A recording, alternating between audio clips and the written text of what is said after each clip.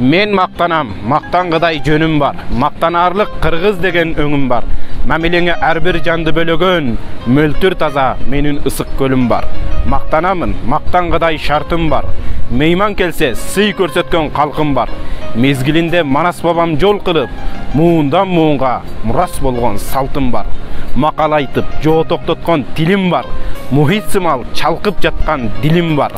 Малжандықты адамзатты тең қарап, мұң басқанда қорлой тұрчу пирим бар. Маданият, ынтымақ бар, ырыс бар. Мартабалу өчбес сым чыңғыз бар. Мүмкіншілік болып тұрса қолыңда, мақтан қыла қырғыздар. Ассаламу алейкум, урматтуу көрүүчүлөр, мекендештерим, замандаштарым, барыңыздарға Кыргызстаныбыздын керемети, Кыргызстаныбыздын кооз жерлеринен бири болгон Аларча жайлоосунан тоодон карекелер менен бирге ысык салам айтып кетебиз. Ушундай керемет, таза аба, таза жер, таза жаратылыштан дем алып, жакшы күч алып, жакшы руханий байлыктарды карекелер менен биргеликте сүйлөшүп, өсүп, өнүп жүргөнүбүзгө Кудайга шүгүр.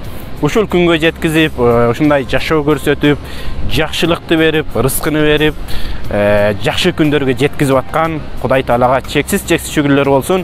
Сүйүктүү пайгамбарыбыз Мухаммед саллаллаху алейхи ва салламга салам жана салаваттар болсун. Барыңыздарга Кудай Тааланын тынчтыгын, саламатын каалайм. Ар дайым Кыргызстаныбыздын кереметтүү жерлеринде эс алып, кыдырып жүрө бериңиздер. Биз Кыргызстанды таанылы, Кыргызстанды кыдыралы, андан кийин башка мамлекетти самасак болот.